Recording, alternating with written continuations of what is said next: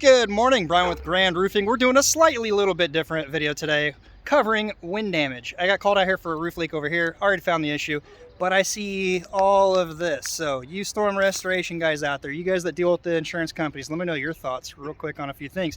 Is this wind damage? Is it not wind damage? Is it mechanical? Is it blistering? Is it something other that the typical insurance adjuster guys lingo use? All right.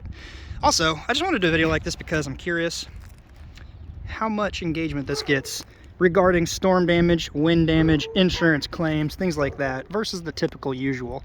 All right, so we definitely have, in my opinion, we have wind damage shingles here. We have shingles completely missing. I don't know if that just has to have mat transfer. I don't really deal with this all the time. There's no mat transfer, but there is a missing shingle. Oh, okay, well, how is it missing? You know, can't see it crease because it's gone. Let's look down here. Does this classify as wind damage? When it's completely creased, the shingle is loose, been flapping in the wind. Missing. That one's actually cracked through right here. There's more. This one's actually looking a little, yeah, that's cracked. From about here to here, it's cracked. They're loose. Got one missing down there. Some of the pieces over here, looks like possibly down there, haven't been over there yet. This is the leak right here, what's going on. Obviously, water dripping is what they called. I heard it come down the pipe, couldn't see it. That's that. But we're just looking around to see possible insurance claim because people like money videos. They like flashy Lambos. They like all that good stuff. And when you get insurance to pay for it, when it is a just cause, hey, I'm for it too. What I'm not for is when adjusters come out and say, nope, not wind damage. That's when you see those videos that blow up. State Farm. You know, they show up, oh, it's not damage. Well, it can be repaired. Then the classic roofer goes, well, then show me. I'm not a professional. And then the roofer goes back, you're telling me it's repairable. Show me, Mr. Adjuster, Mr. Jake from State Farm. No, really, seriously, guys. To my knowledge, again, I don't do this all the time, mat transfer, shingles creased, shingles blown away, definite obvious damage from wind. And a significant portion of it. Yes, this roof is old, it is wore out, but my question to you guys is this wind damage, and do you like this kind of video? We'll do more of it. Quick little spot check for hail. You guys will do this daily.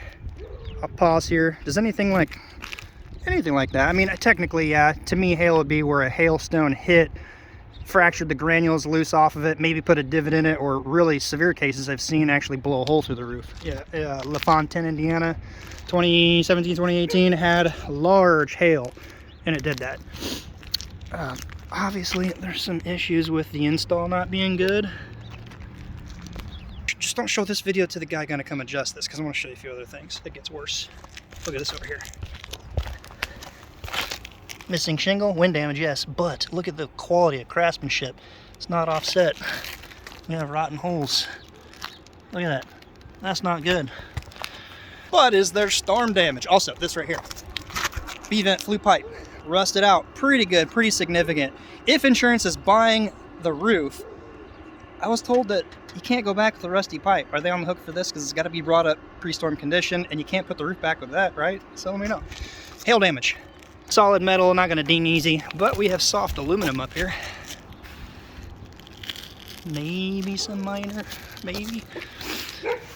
It may not necessarily classify as a hail where paint's kind of flaked off, but I've seen this like beat, smashed up. But my question to you guys is the shingles. Wants to see just itty bitty little bit more of some really bad install. Look at this. Where's the fasteners? Oh, there's a staple. There's none. This is loose. The whole row. I actually did a short a little bit ago because there's no nails. Now, okay, here's a good example. I actually lifted this to see if there was nails under here and there wasn't, but that's kind of mat transfer, right? Where the bond is so good it breaks the mat off the shingle right there. I would consider that wind damage, at least I've been told. Let me know, what's your guys' thoughts? Back to the bad quality of install. What got my phone out today is this. This entire row is unnailed. All the way down. There are several rows scattered about that just were never nailed.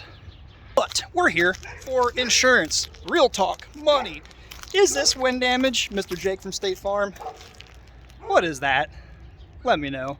I gotta get busy, guys. If you could, give it a thumbs up. Let me know your thoughts. Let me know your opinions on, did you spot any hail in the quick little sweep I did real quick? I know it's pretty quick and crude, but is that wind damage or is it something else? Let me know down below. Until next time, be safe. We'll see you in the next video.